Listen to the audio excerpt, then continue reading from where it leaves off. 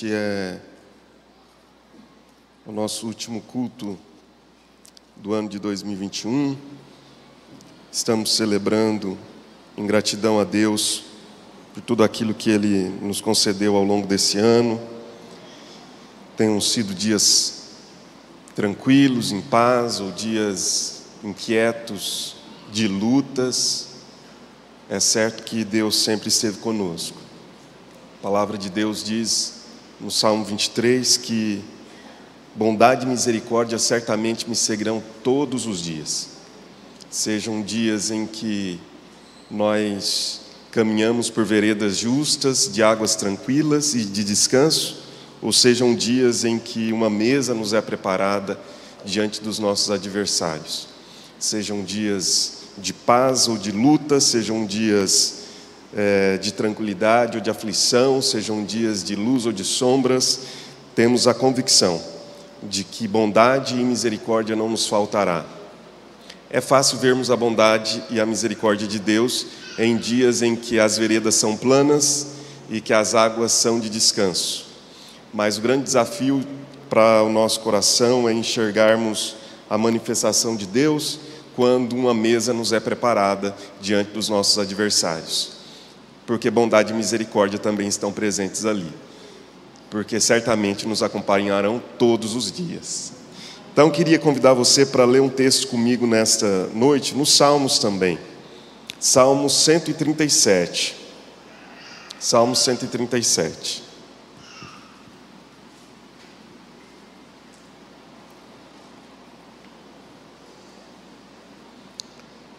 Vamos fazer deste salmo uma reflexão perante esse tema, intérpretes da própria história.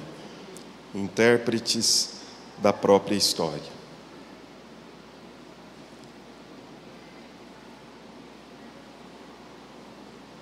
Vamos orar mais uma vez? Pai Santo, nós estamos aqui e pedimos a graça do Senhor sobre a nossa vida nessa noite, pedimos a misericórdia, a bondade, pedimos que o Senhor traga quietude e tranquilidade aos corações, que nós possamos, ó Pai, descansar no Senhor neste momento, que este tempo de refletirmos na Tua Palavra seja um tempo de descansarmos na Tua presença, descansarmos no Senhor. Tenha misericórdia de nós, não somos suficientes para nenhuma das tarefas, ó Deus, que exercemos para o Senhor. Precisamos muito da Tua ajuda, do Teu auxílio, da Tua graça, precisamos da Tua força, precisamos que o Teu Espírito nos encoraje e nos oriente e nos direcione. Então nós pedimos nesta noite que mais uma vez o Senhor nos ajude, tranquilize o nosso coração, tranquilize a nossa mente e governe este momento por bondade, por misericórdia. Em nome de Jesus. Amém.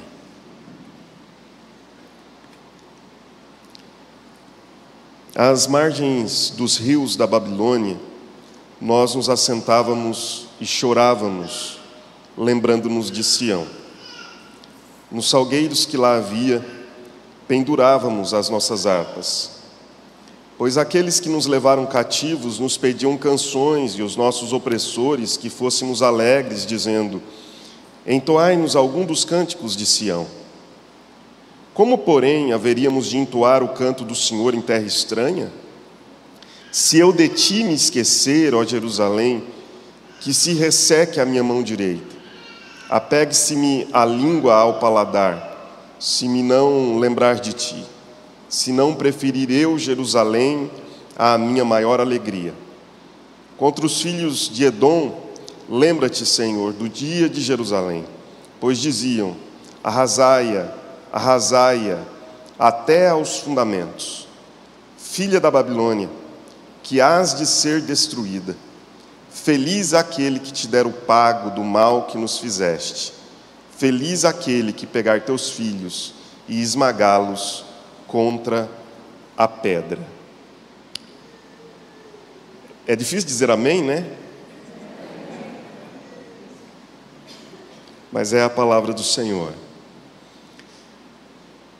Este é um salmo imprecatório e talvez um dos salmos mais complicados da Bíblia, porque ele é um salmo de uma linguagem que choca. Definitivamente essa não é uma das orações mais piedosas que nós temos nos salmos. Por isso é para nós muito difícil lê-lo e ao final, como costumeiramente nós fazemos ao ler um texto, dizermos amém. Porque nos é chocante a linguagem do Salmo 137. Por isso eu queria pensar com os irmãos sobre esse tema, intérpretes da própria história, à luz do Salmo 137, porque a metodologia que nós encontramos nesse salmo é uma metodologia do contraste. Talvez ele nos ensine sobre o que não fazer. Nem tudo que está na Bíblia está lá para nos ensinar a partir de exemplos positivos. Há também exemplos negativos que estão presentes nas Escrituras para nos ensinar sobre como não fazer. Talvez o Salmo 137 nos ensine por contraste como nós devemos interpretar a vida. E nos ensina sobre o que não fazer. Por isso, eu vou trazer 4 lições de caráter, vamos chamar assim, negativo. Não faça. E depois nós vamos concluir com uma ideia mais positiva sobre aquilo que nos parece que o Salmo, de um modo geral, traz como uma lição para o nosso coração. Queria começar pensando sobre um personagem da história que você bem conhece, já ouviu falar muito dele, que é Abraham Lincoln. Abraham Lincoln foi o 16º presidente norte-americano e governou de 1861 a 1865 os Estados Unidos da América e se tornou um dos mais conhecidos presidentes deste país. Quando ele fez o seu primeiro discurso como presidente dos Estados Unidos, conta-se que um político muito arrogante se aproximou dele e disse: antes de começar o seu discurso, eu gostaria de lembrar de que você é filho de um sapateiro. E muita gente riu.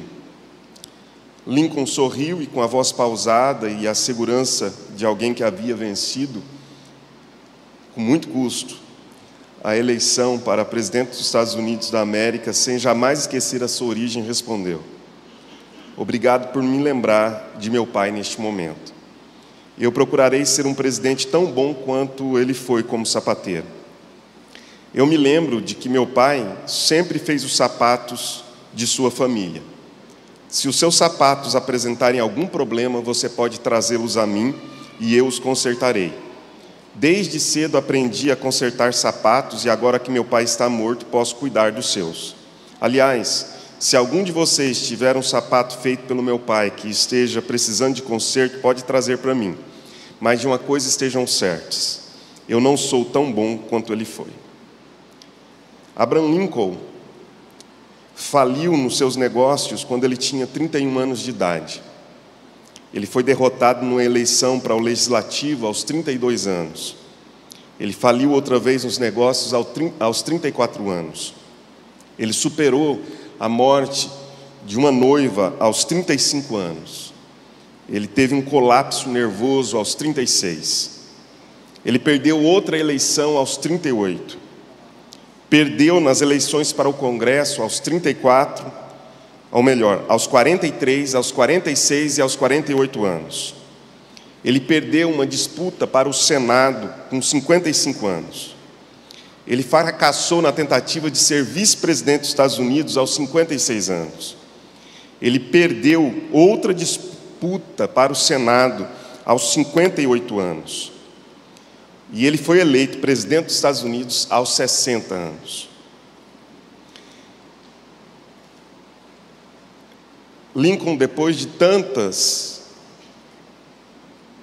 derrotas, se tornou presidente dos Estados Unidos, aos 60 anos. E há uma frase dele que talvez seja muito significativa, emblemática para aquilo que nós vamos refletir nessa noite sobre sermos intérpretes da nossa própria história, que é essa frase aí, ó.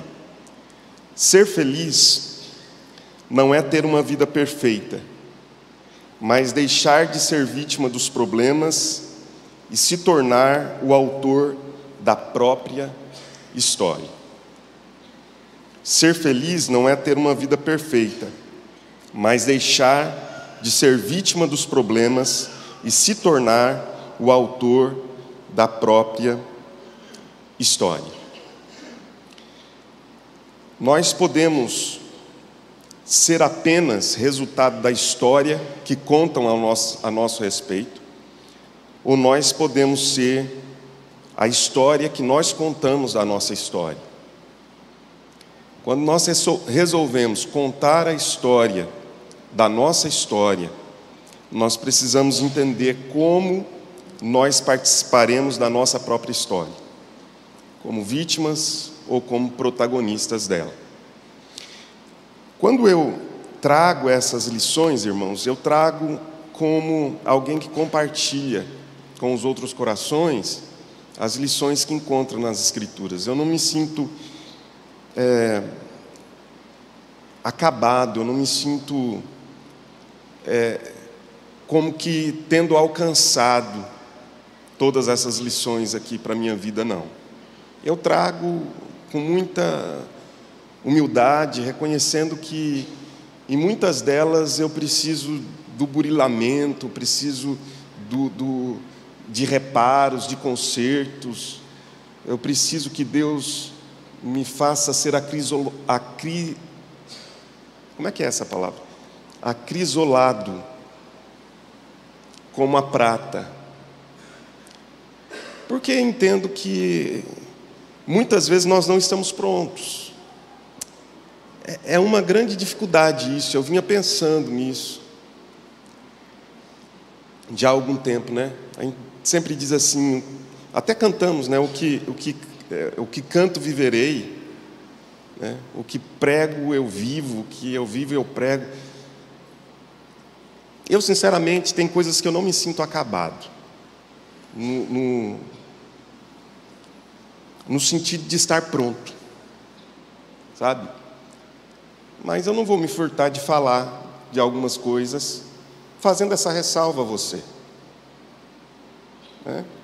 Fazendo essa ressalva a você que está aqui presente, a você que nos assiste através das nossas mídias, através da nossa transmissão. Mas penso que isso também pode, de alguma forma, ser útil para cada um de nós. Primeira lição que eu queria trazer ao nosso coração. E eu vou sempre começar as lições com não, porque, como eu disse, esse Salmo 37, ele tem essa conotação do contraste, de como nós devemos interpretar a vida a partir daquilo que não se deve fazer. Então, a primeira lição que eu queria que você pudesse refletir comigo é: não transforme a sua história numa permanente dor. Não transforme a sua história em uma permanente dor. O povo de Israel estava exilado na Babilônia. Começamos lendo o Salmo 126, né? E o Salmo 126 é uma declaração esfuziante de um povo que volta do cativeiro. Quando o Senhor restaurou a nossa sorte, ficamos como quem sonha. Então a nossa boca se encheu de riso e a nossa língua de júbilo.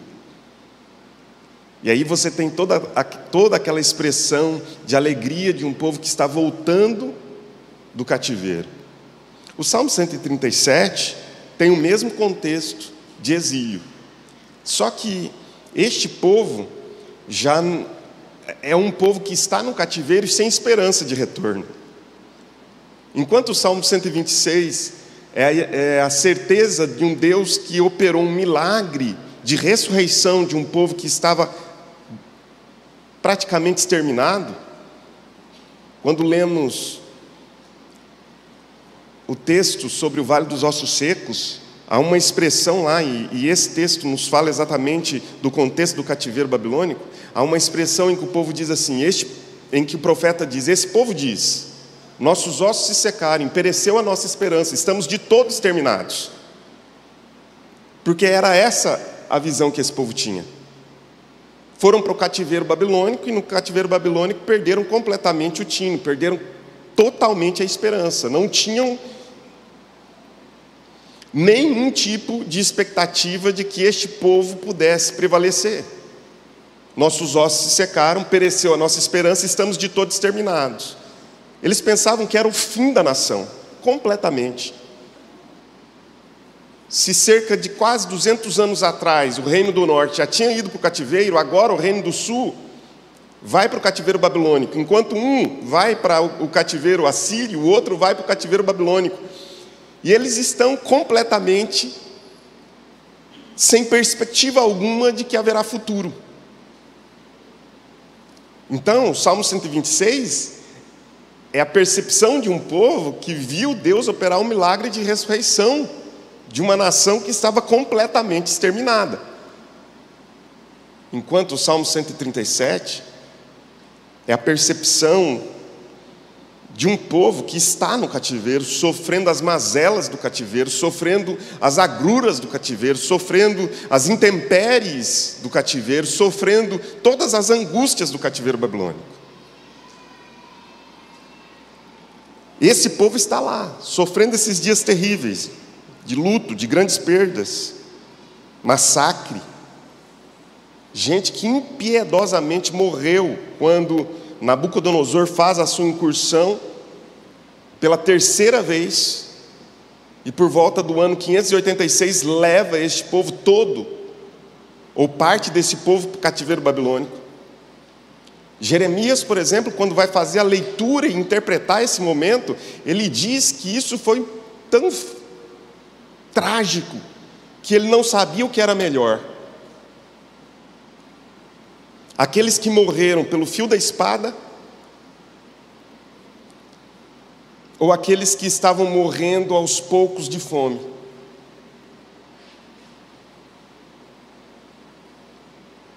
Ele via só tragédia.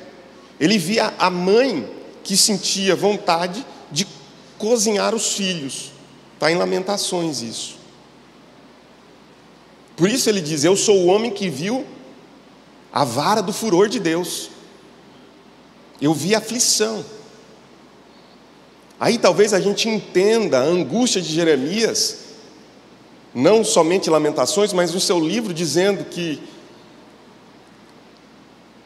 era melhor não ter nascido do que ver tudo aquilo. No capítulo 20 de Jeremias, ele fala sobre o desejo de morrer.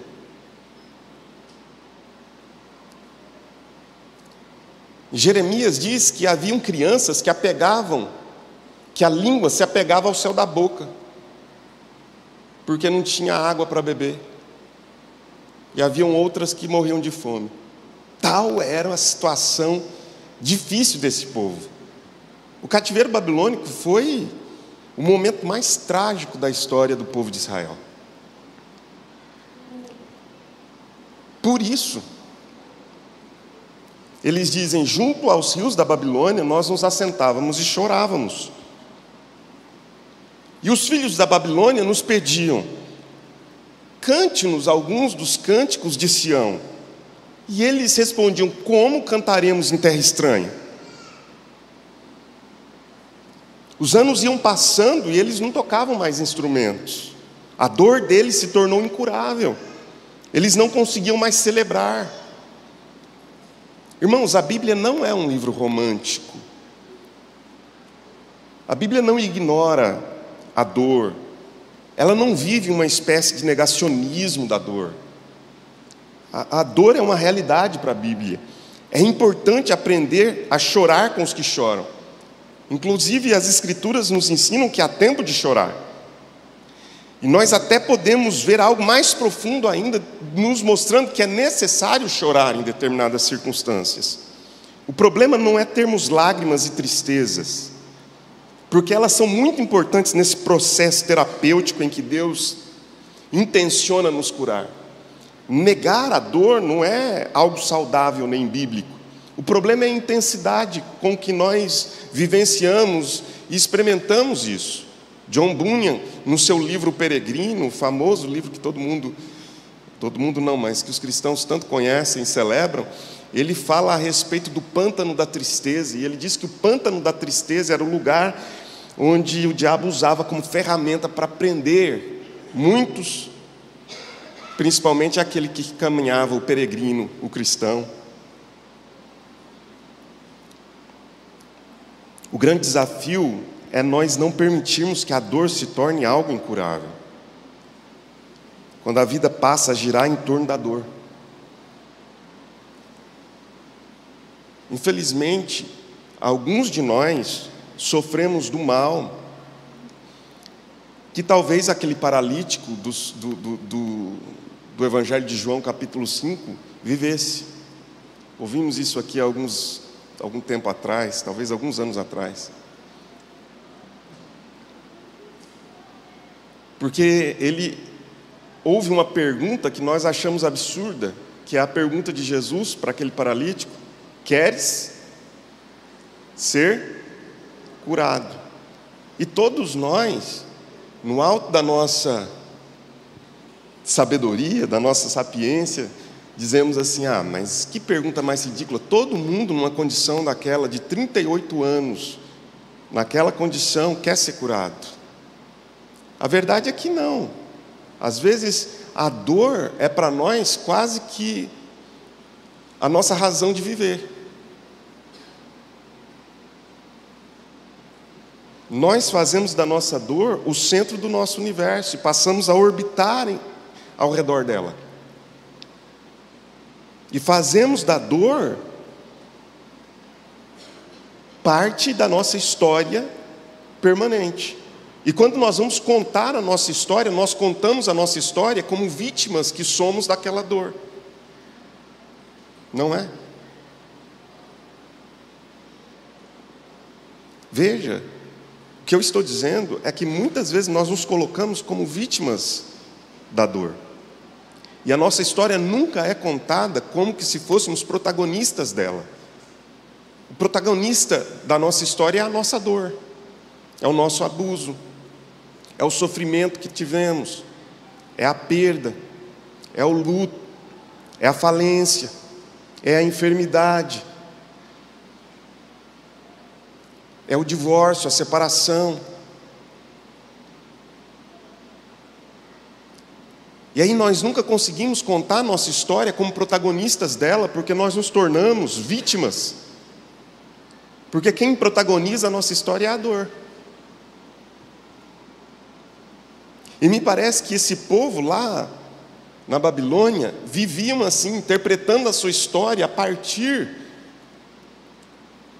de um cenário em que quem protagonizava era a dor.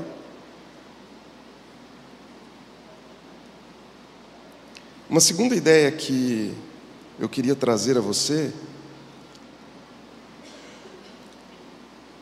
é que nós não podemos deixar de louvar o nome do Senhor.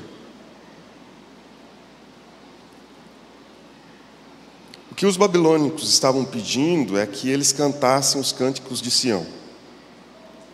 Esses cânticos provavelmente pudessem falar a respeito das ações, das providências, das maravilhas e do poder de Deus. Mas os judeus agora se recusavam a cantar. A Bíblia nos afirma que quando Deus escolheu e elegeu um povo para com ele fazer um pacto eterno, ele diz que este povo fora criado para a glória do seu nome. Isaías 43 diz: ao povo que formei para mim, para celebrar o meu louvor. Deus nos salvou para anunciar suas maravilhas. Em 1 Pedro 2,9, as Escrituras ainda afirmam: vós sois nação santa, sacerdócio real, povo de propriedade exclusiva de Deus, a fim de proclamardes as virtudes daquele que vos tirou das trevas para a sua maravilhosa luz. E o apóstolo Paulo em Efésios diz que nós fomos criados para o louvor da sua glória. que é louvor? É o elogio. Louvor é quando nós declaramos coisas boas. Louvamos quando nós elogiamos, quando anunciamos virtudes. E de repente este povo está no cativeiro babilônico e neste cativeiro eles querem calar os seus lábios de falar das virtudes, das grandezas, de elogiar a glória de Deus, porque parece que Deus mesmo não está funcionando como alguém que de fato mereça a glória. Quando olhamos na Bíblia, sobretudo o Novo Testamento, nós veremos que somos ensinados a expressar louvor no momento mesmo mais caótico. Eu vejo Jesus, quando celebra a ceia, às portas já da cruz, há uma expressão na ceia que às vezes nós deixamos passar batido. E tendo cantado um hino. E tendo cantado um hino, partiu para o Monte das Oliveiras. Quando Paulo e Silas estão aprisionados, eles passam a cantar louvores a Deus na prisão em Filipos, mesmo depois de terem sido açoitados em praça pública. E nós sabemos do efeito daquele louvor na prisão.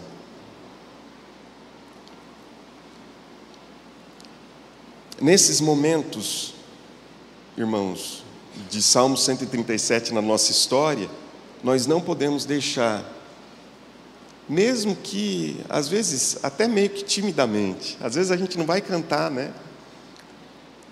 Como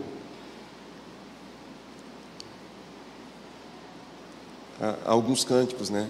É só vitória, só vitória, só vitória. Às vezes a gente vai fazer um cântico na noite, como do Salmo 42. Às vezes é o cântico da noite, em que a gente declara que Deus é um Deus fiel, é um Deus misericordioso, é um Deus cheio de graça, é um Deus bondoso, é um Deus de consolo, é um Deus que nos sustenta nos braços quando nós estamos sem forças. Mas em quaisquer que sejam os momentos em que nós experimentamos da nossa vida, que Deus nos ajude a não deixar de louvar o seu nome e de falar, de elogiar o seu caráter. Uma terceira ideia que eu gostaria de trazer para os irmãos é que a gente, com este salmo, aprende a não institucionalizar o sagrado. Esta é uma forma muito comum da gente limitar Deus. Os exilados entenderam de uma maneira equivocada que o culto a Deus só poderia acontecer num lugar, em Jerusalém. E eles declaram assim: como nós haveríamos de entoar o canto do Senhor em terra estranha? Para eles, louvar a Deus na Babilônia seria um sacrilégio. A fé estava condicionada a um lugar, Jerusalém. Eles podiam ter saudade de Jerusalém, mas não precisavam deixar de cantar a Deus porque estavam distante da sua terra. Porque Deus pode ser adorado em qualquer lugar. Por causa da visão de um lugar sagrado, eles desenvolveram uma fé institucional, não uma fé pessoal. Não conseguiam entender que Deus estava acima de um lugar, por isso não falavam de Deus, mas falavam da terra. Eles não tinham como elogiar o nome de Deus. Eles estavam longe da sua terra, esqueceram que Deus estava em todo lugar. Se apegaram à institucionalização da religião e viveram em torno disto. Essa tentação de confinar Deus a um local foi o que levou o próprio Deus a questionar a atitude de Davi quando ele quis construir um templo. Quando Davi comunicou essa intenção ao profeta Natã, a resposta de Deus foi: edificar-me-ás tu casa para a minha habitação? Porque em casa nenhum habitei desde o dia em que fiz subir os filhos de Israel do Egito até o dia de hoje, mas tenho andado em tenda, em tabernáculo, em todo lugar em que andei, com todos os filhos de Israel, falei a casa alguma palavra com qualquer das suas tribos, a quem mandei apacentar o meu povo de Israel, dizendo: por que não me edificais uma casa de cedro? Deus não estava interessado em ter um local sagrado. Ao contrário do templo, Deus deu uma arca ao seu povo. E essa arca tinha argolas por todos os lados, onde se colocavam 2 longos varais e podia ser transportada de um local para o outro sempre que necessário. Deus não estava confinado a um local. A arca trazia a ideia da mobilidade de Deus, do movimento de Deus. Podia estar em qualquer lugar. O templo traz a ideia de um monumento. Por isso, facilmente monumentos podem ser transportados para museus. Porque Deus não habita em casas feitas por mãos humanas. E como diz o profeta, o céu é o meu trono e a terra o estrado dos meus pés. Que casa me edificareis, diz o Senhor? Qual é o local do meu repouso? Irmãos, por que essa lição é importante para nós hoje? Porque durante quase 2 anos, em idas e vindas, em aberturas e fechamentos, nós vivemos como igrejas uma situação muito complicada, muito difícil. Aí você observa que ao longo desse processo, muita gente começa a questionar a sua própria fé. E aí a gente precisa perguntar se a nossa fé não se tornou institucional. Irmãos, Deus não está limitado nem preso a um local, a uma estrutura. Historicamente, os suntuosos templos acabaram se tornando centros de idolatria e de romaria. Deus nunca esteve interessado nisto. Deus não estava interessado no templo de Salomão,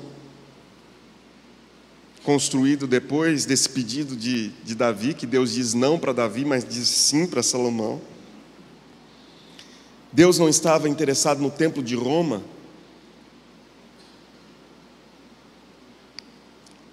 nem na Catedral da Fé, nem nas réplicas do templo de Salomão,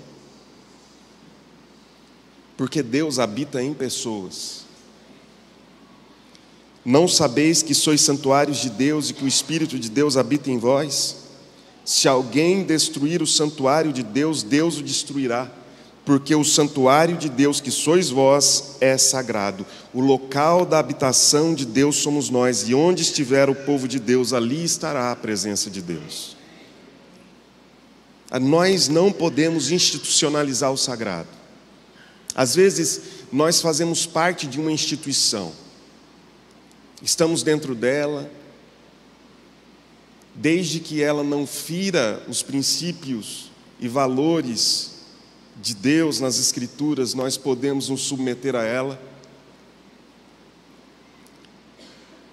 Mas o que faz uma instituição estar de pé, irmãos, são os movimentos proféticos dentro da instituição. Não sei se eu consigo me fazer entendido. Sabe o que faz a igreja ser igreja? O que faz a Igreja Presbiteriana Independente do Brasil continuar ser igreja são os movimentos proféticos que existem dentro dela. O que é um movimento profético dentro dela? Esses movimentos livres que continuam declarando que Deus não está preso a uma instituição, que Deus não se submete às nossas tradições, ou melhor, aos nossos tradicionalismos, que Deus não está escravizado aos nossos formatos, aos nossos padrões. É a declaração inequívoca de que nós servimos a um Deus livre, absolutamente livre. Uma outra e última lição que eu trago a partir desse texto é que nós não podemos transformar Deus em nosso parceiro na vingança.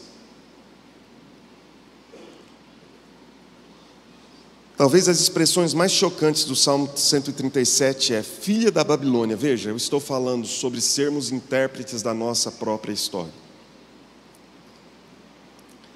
Disse até agora que, em primeiro lugar, nós não podemos fazer da nossa dor a protagonista da nossa história. Disse, em segundo lugar, que nós não podemos deixar de louvar o nome do Senhor. Em terceiro lugar, que nós não podemos institucionalizar aquilo que é santo, sagrado, o Deus Todo-Poderoso. E por fim, eu quero trazer como reflexão para o meu coração e para o seu coração, que nós não podemos transformar Deus em parceiro da nossa vingança. A expressão mais chocante do Salmo é: filha da Babilônia, que hás de ser destruída, feliz aquele que te der o pago do mal que nos fizeste. Feliz aquele que pegar teus filhos e esmagá-los contra a pedra. O povo exilado erroneamente começou a acreditar que Deus seria glorificado se eles destruíssem os babilônicos, e preferencialmente de forma cruel, tomando os pequenos filhos e esmagando-os contra a pedra.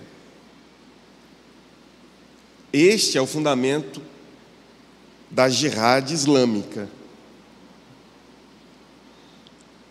Nessa visão distorcida, quem destrói o ímpio ou pratica atos terroristas, destruindo vidas em nome de Alá, recebe galardão no céu.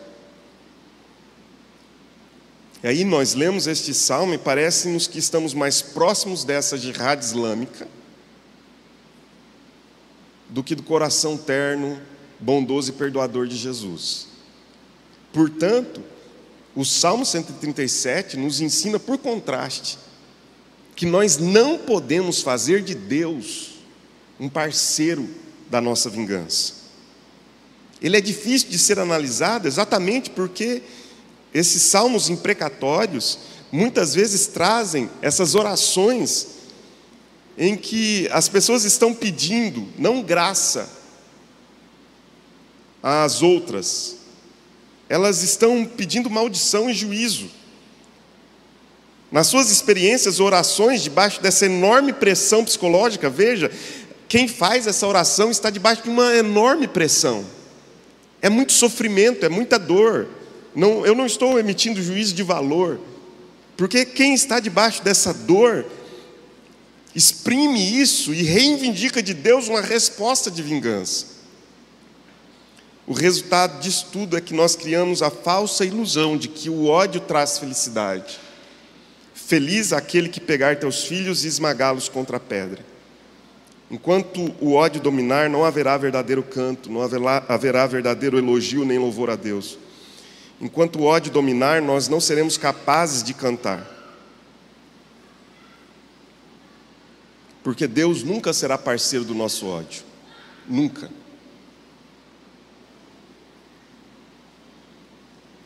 Portanto, não transforme Deus em parceiro da sua vingança, da sua tristeza ou do seu ódio. Nós podemos fazer isso de forma religiosa. Achamos que podemos odiar aqueles que pensam de forma teologicamente diferente de nós, que nós estamos livres para odiar quem não pensa como eu penso. É claro que nós temos divergências, com muita gente que pensa diferente de nós, mas o amor deve ser aquilo que norteia a nossa fé. Este é o Espírito de Cristo. Nós fazemos isso de forma política. No mundo polarizado, como nós temos visto, é um lado querendo esmagar o outro. E cristãos, muitas vezes, assumindo lados e assumindo também o ódio desse lado, independente de qual seja. Nós podemos fazer de forma ideológica. Muitas disputas acerca de temas controvertidos que são suscitados de forma acalorada em discussões, ideologia de gênero, feminismo, etc. e tal. É fácil nós criarmos raiva de pessoas que defendem tais ideias, acreditando que com isso nós estamos dando glória a Deus. Tem gente que pensa que se tiver raiva de quem defende tais ideias, estão dando glória a Deus. Nossas posições precisam ser claras, sim, mas ao mesmo tempo, nós não podemos pensar que Deus se tornará parceiro da nossa vingança, do nosso ódio, nem da nossa tristeza. Não, porque o Espírito de Cristo é norteado por amor. Eu concluo dizendo, irmãos, que nós precisamos interpretar a nossa história na perspectiva da sobrenaturalidade. O que é isso? A sua vida, a minha vida, a nossa vida não é um evento separado de um propósito maior. A vida de ninguém aqui é um evento separado de um propósito maior. Essa é a diferença fundamental entre os que creem em Deus e os que não creem. Entender que a nossa vida foi criada com intencionalidade. A minha vida e a sua vida foram criadas com intencionalidade. Deus criou a nossa vida com uma intenção muito clara. Porque quando nós passarmos pela dor, nós vamos precisar descobrir o propósito de Deus em tudo isso que nos sobrevém. Algumas coisas nós não vamos saber exatamente a razão pela qual são como são. Mas uma estaca deve estar muito firme dentro de mim e de você, quando nós somos empurrados e levados, muitas vezes de maneira cruel, para os exílios babilônicos da existência de cada um de nós. Sabermos que todas as coisas cooperam juntamente para o bem daqueles que amam a Deus. Precisamos então perceber essa dimensão que dá transcendência à história, que dá intencionalidade à história, que diz que por detrás da história e mesmo das situações mais estranhas, difíceis de sermos intérpretes da nossa própria história naquela situação, reconhecermos que a nossa vida tem por detrás uma intencionalidade muito clara de um Deus que é fiel. Na pandemia, por exemplo, nós ficamos perplexos, embasbacados com tudo que aconteceu, tudo muito surreal para nós, que nunca tínhamos experimentado nada dessa natureza. E aí a pergunta é, o que Deus está querendo nos ensinar? Qual o propósito de Deus? O que tem a pandemia com o reino de Deus? Não é isso? Essas deveriam ser as perguntas que nortearam, deveriam ser as perguntas que norteariam as nossas reflexões a respeito. O povo de Israel não conseguia perceber o evento sagrado no meio do caos. Por favor, preste atenção. O problema do Salmo 137 é a incapacidade de perceber a intencionalidade, o evento sagrado, a sobrenaturalidade, a transcendência de Deus no meio do caos, no meio da confusão, no meio do desajuste, no meio do erro, no meio do desvio. Quando a gente pega a estrada errada e percebe que aquela estrada nos levou para um atoleiro, e agora já é noite escura e a gente não sabe como tomar o caminho de volta. Quando nós lemos a Bíblia, nós vemos, por exemplo, Jeremias, que é esse movimento profético, no meio de uma institucionalização do Salmo 137, que não consegue ver Deus agindo fora de Jerusalém, fora do templo, que não consegue perceber Deus agindo quando Ele retira o rei, quando Ele retira o povo da sua terra, quando faz aquele reboliço todo. De repente nasce um movimento profético que chama-se Jeremias, que traz o recado de Deus a esse povo que está exilado. E o que Deus pede do povo é exatamente o oposto do que o salmista expressa no Salmo 137. Porque Jeremias, como arauto profeta de Deus, ele levanta a sua voz e declara: assim diz o Senhor dos exércitos, o Deus de Israel, a todos os exilados que eu deportei de Jerusalém para a Babilônia. A primeira coisa que Deus diz é: o que vocês estão passando, fui eu quem determinei que fosse como está sendo. Eu deportei. Não foi Nabucodonosor que os tirou de lá.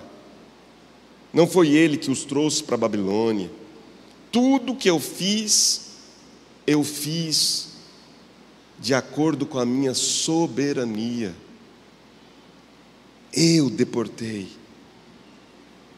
E aí Deus diz: edificai casas, habitai nelas, plantai pomares, comei o seu fruto, tomai esposas, gerai filhos e filhas, tomai esposas para vossos filhos, e dai as vossas filhas a maridos, para que tenham filhos e filhas, multiplicai-vos aí.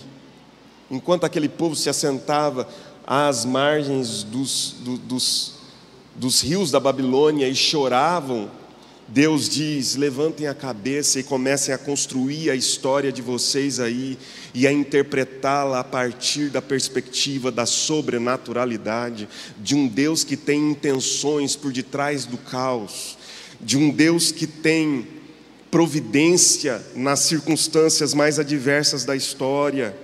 Nós precisamos de transcendência na nossa história, irmãos, senão nós não saberemos enfrentar o caos, e muito caos ainda virá. Se não houver transcendência, se não houver Deus por detrás de todas essas circunstâncias adversas, nós poderemos enlouquecer. Então,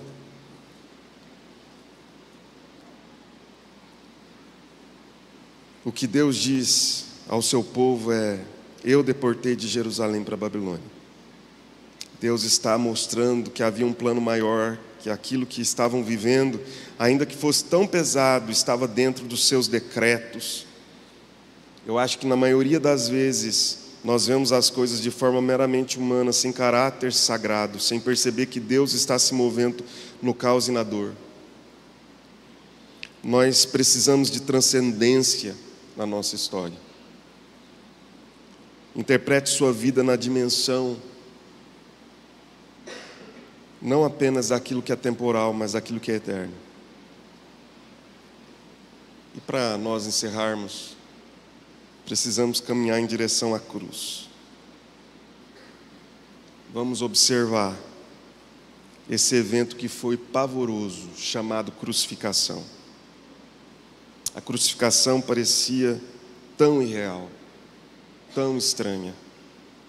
Como o Jesus, o Deus Emanuel, vai parar num lugar tão cruel, sendo desprezado, cuspido, humilhado?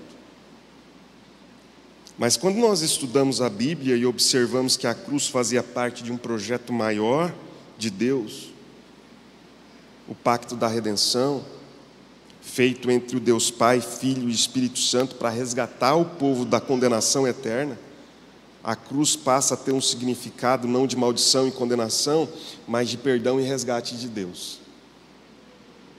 A palavra redenção passa a significar para nós que fomos comprados por um preço e salvos, adquirindo uma identidade e dignidade. Foi isso que Cristo fez. Ele assumiu o nosso lugar na cruz e nos comprou. A cruz é disforme, excruciante, bizarra, mas a cruz é o lugar da manifestação do perdão de Deus e do preço do sangue. Quando entendemos a cruz, entendemos que é possível interpretar a vida com outros olhos. Porque Deus, a transcendência, a intencionalidade, o propósito, a providência estava em Cristo, reconciliando consigo o mundo através de uma cruz. Por detrás do caos, Deus tinha uma intenção poderosa de resgatar a humanidade. Por detrás de todas essas circunstâncias adversas que muitas vezes nós passamos, existe uma intenção. A pergunta é: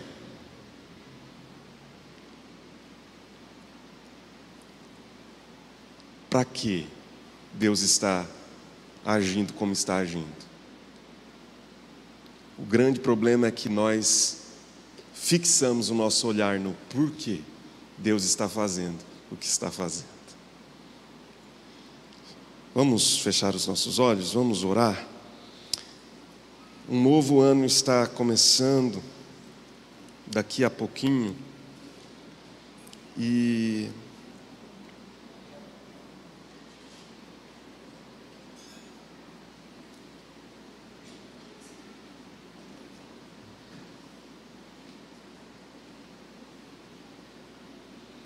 o que nós devemos pensar é: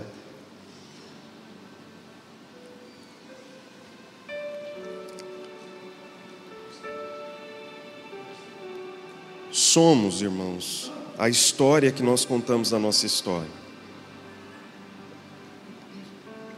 E há duas posições que nós podemos assumir: de vítimas ou de protagonistas dela.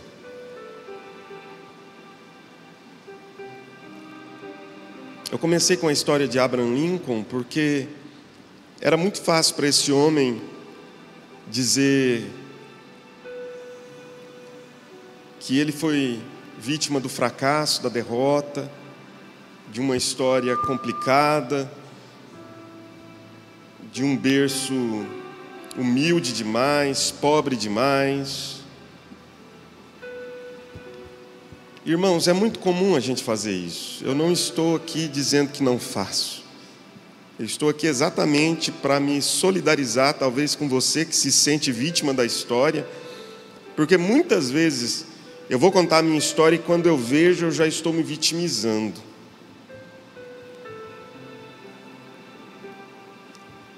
Mas não é essa a perspectiva de Deus. A perspectiva de Deus é que nós somos protagonistas da nossa história. Se a dor se tornar o centro, nós vamos sempre nos vitimizar. Mas se nós começarmos a olhar na perspectiva de um Deus que tem intenções por detrás, nós vamos encontrar propósitos, como José encontrou.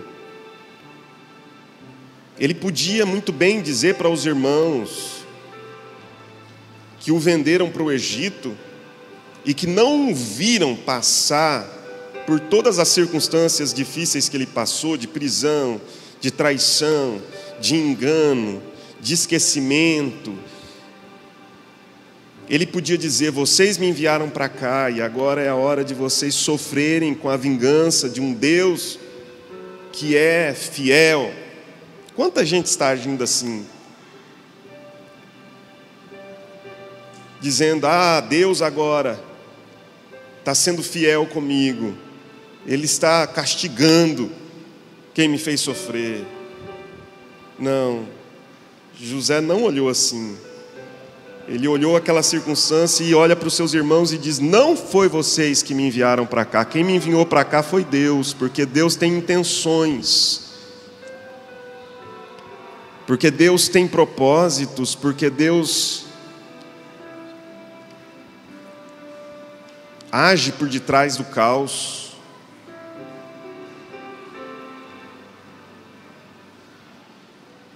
O apóstolo Paulo estava preso dentro de uma prisão romana quando ele escreve aos Filipenses, e ele podia se lamuriar, se lamentar, dizendo: estou preso aqui, o evangelho preso comigo. Mas ele diz: eu estou preso, mas o evangelho não.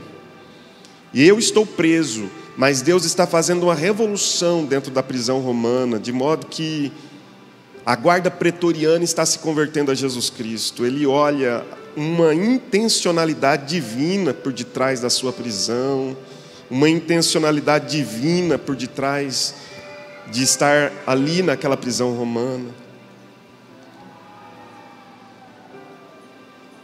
Senhor Deus, eu peço que o Senhor nos ajude.